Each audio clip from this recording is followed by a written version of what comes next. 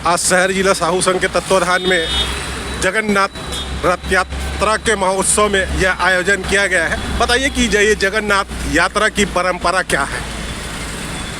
जिसे कहा जाता है जगन्नाथ के भाग को जगत पसारे हाथ, बिना भाग्य मिलता नहीं जगन्नाथ का भाग।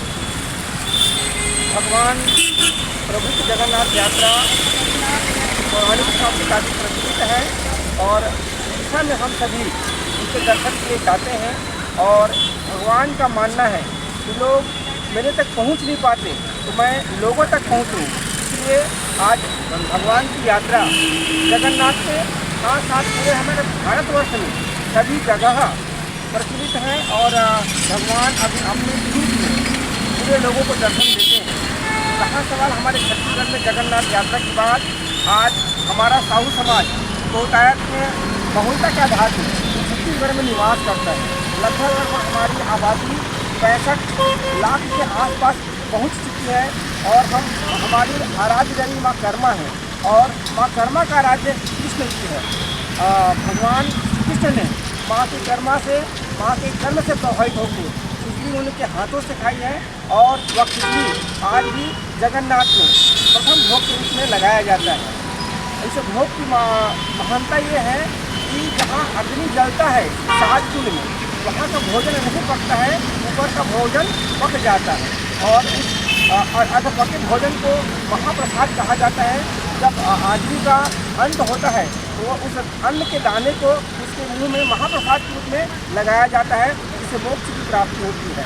आज हम सभी रायपुर वासी जगन्नाथ यात्रा के पर्व पर तेलघानी नाका और माँ कर्मा मंदिर के प्रांगण के सामने गजामुख प्रसाद के रूप में वितरण कर रहे हैं। हम सभी चाहते हैं कि भगवान के प्रति सबकी आस्था बढ़े, भगवान का आशीर्वाद सभी को मिले। इन्हीं कामना से हम सभी को महाप्रसाद के रूप में जगन्नाथ से प्रसाद पाठ है।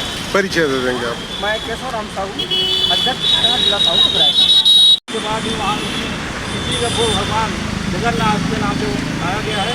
इसलिए जगत प्रकार आज जो बातें होती है पूरे जनता को उसने जन आंदोलन के माध्यम से एकत्रित किया और जन आंदोलन का जो प्रथम क्रांतिकारी महिला है माता कर्मा ही रही है।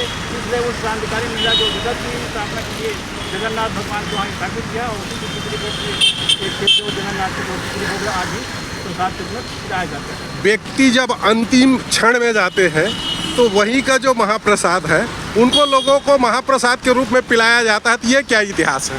अंतिम इसलिए है कि उसमें जो शुद्धता है, सात्विक उसमें ना तो तेल है, न मिर्ची है, न मिलावट है, सिर्फ सात्विक भोज है, इसलिए उसको खिलाया जाता है। आज हम लोग तो जानते हैं कि हमारे ज़माने में जब हम लोग बुखार पड़ते थे, बीमार हुए थे, तो खिचड़ी का ही भोग खिलाया जाता था क्योंकि उसमें कोई अन्य पदार्थ मिला नहीं होता था, तेल नहीं मिलता था, मिर्ची मसाला नहीं रहता था। इसलिए वो शुद्धता का प्रतीक है और पाचन क्रिया में भी वो काफ़ी सहयोग करता है। आज जगन्नाथ की जो परंपरा हम मनाते हैं, भगवान जो है मौसी जी के यहाँ जाते हैं ऐसा कहते हैं कुछ समय के लिए, तो उस पर आप क्या कहना चाहेंगे? ऐतिहासिक पौराणिक महत्व है क्योंकि जब उस समय उसने अपनी बहन को लेने के लिए गई थी तो वो बीमार पड़ गया था। तो कमाई के मनुष्य जो है शरीर जब धारण किया वो पंचतत्व से बना हुआ है। पंचतत्व में कहीं कमी होने के कारण से इसका नीचे हो जाता है।